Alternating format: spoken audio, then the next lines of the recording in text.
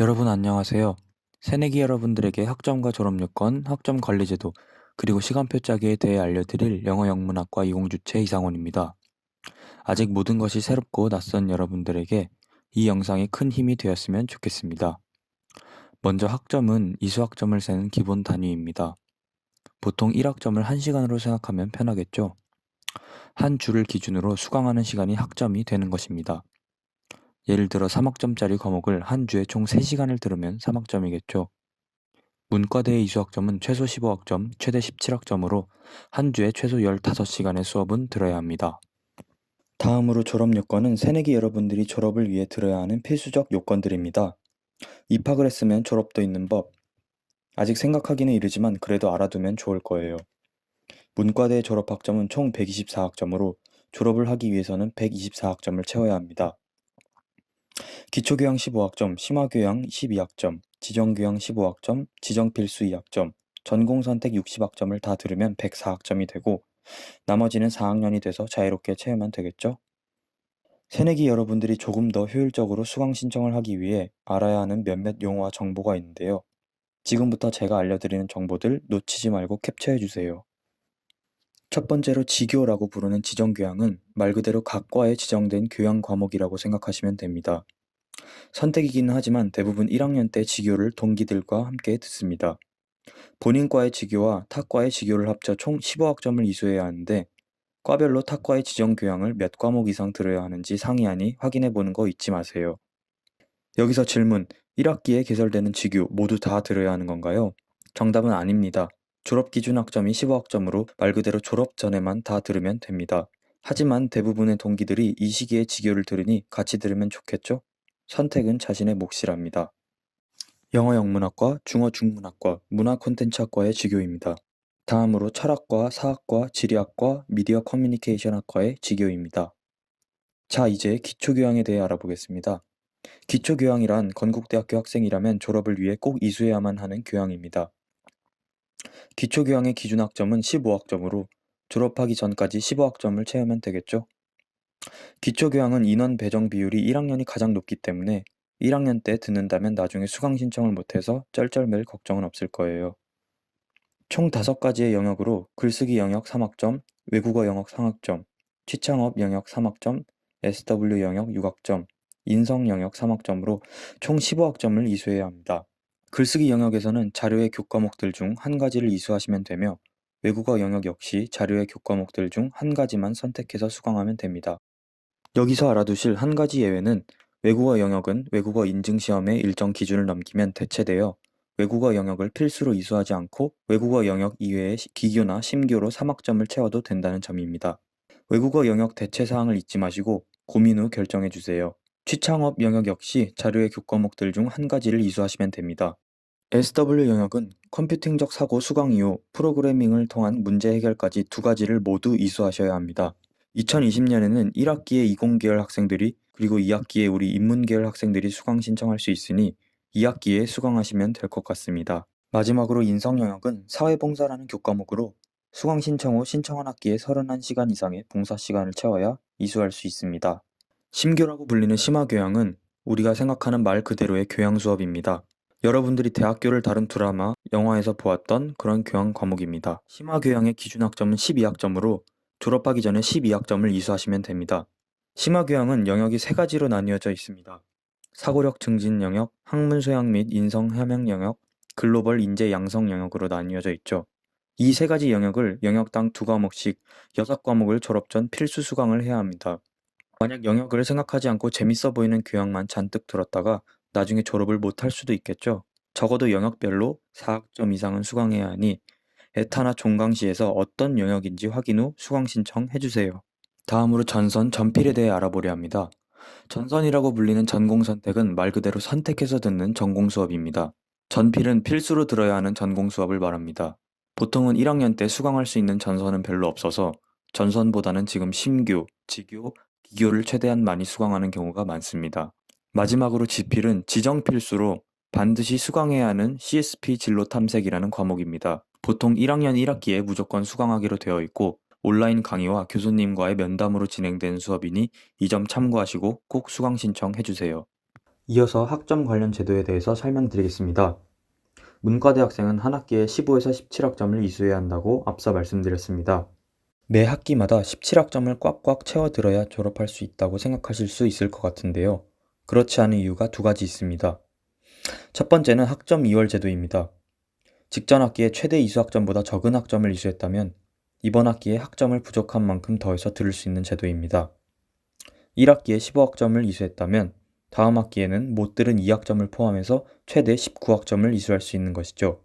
매 학기 17학점을 들을 수도 있지만 2월 제도를 이용해 1년 동안 학점을 16, 18 혹은 15, 19학점을 들을 수 있는 것입니다.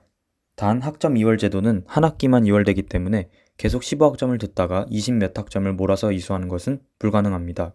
두 번째로 학점 초과 제도입니다.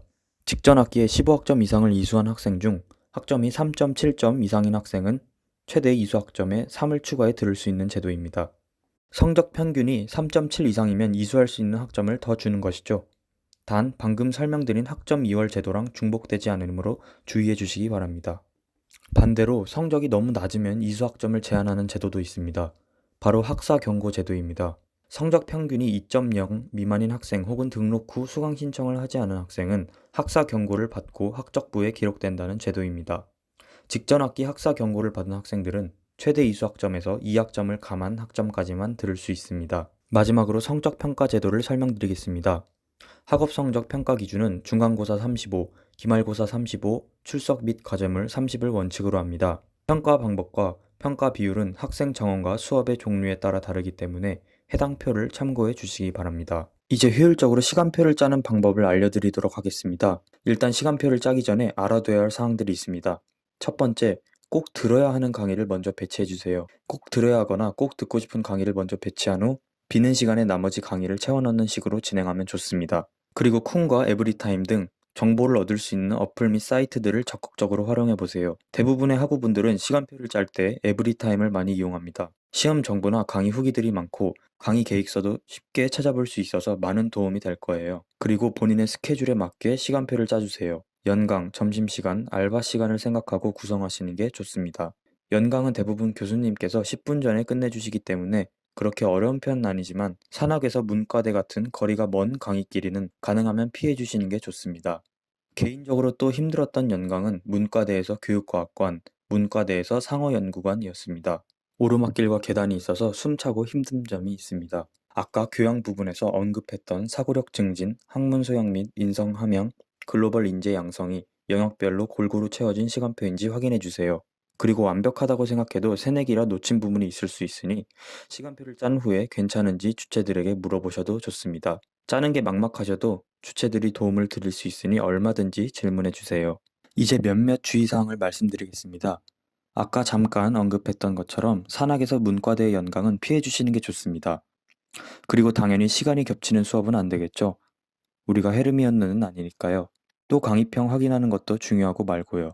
1교시 수업은 시간표에서 보통 많이들 피하려 하는 것 1순위입니다. 이른 시간에 시작하는 1교시의 특성상 생각보다 지각이나 결석 문제가 발목을 많이 잡기 때문이에요. 하지만 자신의 스케줄 관리를 철저하게 잘할 수 있다. 1학기 때부터 놀기와 학업을 잘 조절하고 성적을 잘 맞겠다 싶으신 분들은 부담 없이 신청하셔도 좋습니다. 대학교는 시간표를 마음대로 짤 수 있잖아요. 가장 좋은 점은 공강을 만들 수 있다는 점입니다. 공강은 수업이 하나도 없어 학교를 가지 않아도 되는 것을 말합니다. 하지만 무리해서 공강을 만드실 필요는 없습니다. 꼭 들어야 하는 과목이 월화수목금 다 있다면 어쩔 수 없이 다음 학기를 노리시는 게 좋습니다. 이번 학기는 월 공강이 꿀인 것 같더라고요. 참고해 주시기 바랍니다. 강의 정보는 어디서 확인해야 하는지 알려드리겠습니다. 종합 강의 시간표, 종강시라고 불러요. 건국대학교 홈페이지 학사 안내, 수업, 종합 강의 시간표 순으로 들어가셔서 확인하시면 됩니다. 과목 번호, 강의 목표, 강의 교재, 수강 신청 유의사항 등 수업에 관하여 가장 정확하고 자세한 정보를 얻을 수 있습니다. 에브리타임에 이미 시간표가 올라왔죠? 매번 컴퓨터로 들어가서 홈페이지 들어가서 어쩌고 하는 게 번거로울 수 있어요. 에브리타임에서는 좀 더 편하고 쉽게 찾아보실 수 있습니다. 하지만 가끔 오류가 있을 때도 있으니 어플 이용 후에 반드시 종합 강의 시간표에서 한 번 정도는 확인을 해주세요. 자, 감이 잘 안 잡히시죠? 예시로 환상적인 시간표 몇 개를 보여드리겠습니다. 첫 번째, 월요일 점심시간 없는 5시간 연강, 화요일 1교시, 목요일엔 겨우 30분 정도 주워 먹을 시간 있고 11시부터 6시까지 학교에 있어야 하네요. 제가 1학년 1학기에 이 시간표였다면 F가 하나에서 그치지 않았을 것 같습니다. 제가 월요일 10시 반부터 5시까지 학교에 있어 봤는데 하루에 3과목은 정말 힘든 것 같더라고요. 두 번째 시간표는 우주공강의 대표적인 예시입니다. 우주공강이 어쩔 수 없이 생겨버렸을 경우엔 그 사이에 할 일정을 정하는 것도 좋습니다. 도서관에서 공부를 한다든가, 과방에서 잔다든가, 집을 갔다 오겠다든가, 정기적으로 할 일정을 정해놓으면 그래도 조금은 수월할 것입니다. 세 번째는 꽤 괜찮은 시간표입니다. 수요일이 살짝 버거울 것 같긴 한데 이 정도면 양호합니다. 마지막 시간표, 목요일 1교시에 한 과목을 듣기 위해 나오는데 통학하시는 분들이라면 너무너무 아까운 시간이죠. 마무리하며 공개해보는 주체들의 시간표예요. 시간표 짜기는 모든 신입생들의 걸림돌이에요. 나만 어려운 것 같다고 너무 부담 갖지 마시고 본인에게 가장 잘 맞는 시간표를 짜길 바라겠습니다. 어려운 점은 언제든지 주체나 선배들에게 편하게 질문해 주세요. 그럼 지금까지 영어영문학과 20주체 이상원이었습니다. 감사합니다. 안녕하세요. 저는 이어서 마이크로 레슨과 수강 신청하는 방법에 대해서 알려드릴 참새 닮은 조류 주체 오혜리라고 합니다. 먼저 마이크로 레슨에 대해 알아보도록 하겠습니다. 마이크로 레슨이란 다른 전공 영역의 교양 교과목을 비전공자가 단기간에 집중적으로 이수할 수 있는 교육 과정입니다. 여기서 집중할 단어는 단기간에 집중적으로. 쉽게 말해 마이크로 레슨은 학기 중 자신이 원하는 기간을 선택하여 단기간에 짧고 굵게 끝내는 1학점의 심화 교양 수업입니다. 2020년 1학기 마이크로 레슨은 1분반, 2분반으로 나눠져 있는데요. 1분반은 중간고사 전에 종강하는 반, 2분반은 중간고사 후에 개강하여 5.5주의 수업을 마치고 종강하는 반입니다. 그러니 자신이 신청한 분반의 개강 날짜를 잘 알고 불이익을 받지 않도록 조심해야 합니다. 2020년 1학기 개설되는 교과목은 다음과 같습니다. 여기서 잘 봐야 하는 것이 과목 번호인데요. 1분반과 2분반의 과목 번호가 다르다는 점, 즉 수강 신청 시 자신이 원하는 기간에 맞는 분반의 번호를 잘 구분하여 신청하셔야 합니다. 또한 마이크로 레슨은 심야 교양이기 때문에 해당 교과목의 영역 또한 확인하는 것이 좋겠죠.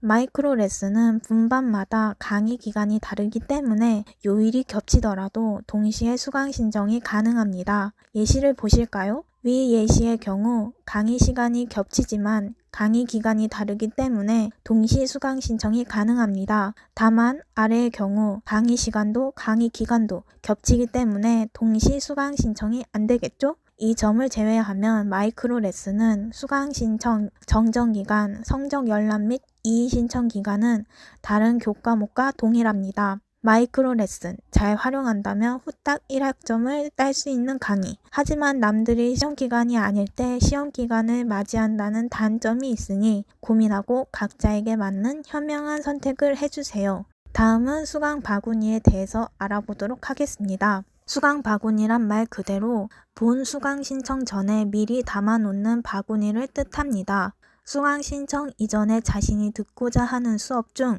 정원이 다 차지 않은 수업은 미리 자동으로 수강 신청이 완료되는 시스템입니다. 하지만 1학년 1학기에는 이용이 불가합니다. 1학년 학우들은 2학기부터 이용이 가능해요. 그렇기에 수강 바구니란 말에 혼란스러워하지 말고 수강 신청을 준비하세요. 그리고 다음은 여러분들이 수강 신청할 때 주의해야 하는 사항에 대해 알려드리려고 하는데요. 수강 신청을 할 때 우선순위를 정하는 것이 아주 중요합니다. 수강 신청할 때 과목 번호를 입력하는 순서는 제일 인기 많고 듣고 싶고 꼭 들어야 하는 강의 등을 먼저 입력하는 것이 좋습니다. 이렇게 입력할 강의 순서를 정해두는 것이 중요합니다. 그리고 자신이 원하는 수업 모두가 신청에 성공할 수 있다면 좋겠지만 혹시라도 실패할 수도 있으니 실패할 경우를 생각해서 이안을 만들어 두는 것이 좋습니다. 20학번 새내기 여러분들의 수강 신청은 2월 21일 오전 9시 30분부터 오후 5시 사이에 진행됩니다. 첫 수강 신청인 만큼 미리 수강 신청해야 할 과목들의 우선순위를 정해두시고 수강 신청 당일에는 여유를 두고 일어나 메모장 등을 이용하여 손가락을 빠르게 움직이는 연습을 해보는 것을 추천드립니다. 새내기 여러분을 마지막으로 각 학년의 1차 수강 신청이 끝나고 나면 2월 25일 오전 9시 30분부터 27일 오후 5시까지 전체 학년의 수강 신청이 이루어집니다. 이 기간 동안에는 주로 본 학년 수강 신청 때 실패한 과목들을 신청하기 위해 누군가 수강을 취소하기를 기다리기도 하고 새로운 강의들로 새로운 시간표를 짜기도 합니다. 만약 본 학년 및 전체 수강 신청 모두에서 실패한 과목 중 반드시 들어야 할 또는 반드시 듣고 싶은 수업이 있을 경우 교수님께 면담 허가를 받은 후 추가 신청 요청서를 제출하는 방법이 있습니다. 단, 모든 교수님이 추가 신청을 받아주는 것은 아니니 강의 계획서 등을 꼼꼼히 살펴보시길 바랍니다. 마지막으로 본격적인 수강 신청을 하는 방법에 대해 알려드리려고 합니다. 신입생 여러분이 수강 신청에 있어 이 5가지만 기억해도 원활하게 수강 신청을 진행하실 수 있을 것입니다. 특히나 자신이 신청하고자 하는 강의의 정확한 과목 번호를 알고 기록해 두는 것과 일어날 수 있는 여러 변수를 고려하여 다양한 시간표 후보군을 만들어 놓는 것이 중요합니다. 수강 신청을 위해선 먼저 수강 신청 페이지에 접속해야 합니다. 수강 신청 페이지는 아래와 같이 학교 홈페이지의 학사 안내 그리고 수업 페이지를 통해 접속할 수 있습니다. 또한 직접 포털 사이트에 건국대학교 수강 신청을 검색해서 접속할 수도 있습니다. 수강 신청 페이지에 접속을 성공적으로 하게 되면 다음과 같이 로그인 창 화면이 나타납니다. 학교에서 따로 문자로 공지하는 로그인 방법대로 로그인을 하면 접속 완료입니다. 감이 아직 안 잡힐 여러분들을 위해 작년 기준 안내사항을 첨부합니다. 다음과 같이 학번과 수험번호를 이용해 지시사항을 따르면 로그인을 완료할 수 있습니다. 혹시 모를 변동사항이 존재할지 모르니 신입생 여러분도 공지되는 문자를 꼼꼼히 확인해 주세요. 수강 신청 당일 아침 9시 30분이 되면 아래와 같은 화면들이 뜰 것입니다. 표시된 수강 신청 등록 페이지에 과목번호 입력칸에 자신이 수강하고자 하는 강의의 과목번호를 신속하게 입력하면 수강 신청이 완료됩니다. 엔터키로도 수강 신청 등록이 되기 때문에 신속한 등록을 위해서 마우스 대신 엔터키를 많이 이용합니다. 엔터키를 2번씩 누르는 이유는 첫 번째 엔터 입력에서 나타나는 등록 완료 팝업 창을 빠르게 없애기 위함입니다. 인기 많고 경쟁이 센 강의부터 과목번호 입력에 우선순위로 두는 것이 유리하겠죠? 저장 버튼은 내가 이미 신청을 완료한 강의를 삭제하고 쉽게 말해 신청 취소를 하고 싶은 경우에 사용합니다. 신청된 강의 맨 왼쪽에 박스가 나타나는데 그 박스를 체크한 후 저장을 누르면 해당 과목이 신청 목록에서 삭제됩니다. 다른 방법으로 건국대학교 모바일 앱을 이용하여 수강 신청을 할 수 있습니다. 앱 하단에 원스톱을 터치하고 그 후 수강 신청 등록을 터치하면 맨 오른쪽과 같은 화면에서 수강 신청을 진행할 수 있습니다. 수강 신청이 완료된 후엔 아래 개인 강의 시간표 란을 통해 수강 신청이 잘 되었는지 확인해 보는 것도 잊지 마세요. 수강 신청은 많은 학생들이 동시다발적으로 참여하는 것이기에 간혹 접속이 원활하지 않거나 서버가 먹통이 되는 상황이 나타나기도 합니다. 이때 당황하지 않고 빠르게 모바일로 신청을 시도하는 등 다양한 준비들을 해두는 게 중요합니다. 그럼 여러분의 성공적인 수강 신청을 응원합니다. 예대와 세터를 진행하지 못해 더 자세한 정보를 드리진 못하는 점 굉장히 아쉽고 죄송합니다. 지금 모든 것을 처음 하는 것이니 여러분이 헷갈리고 어려워하는 것이 정상입니다.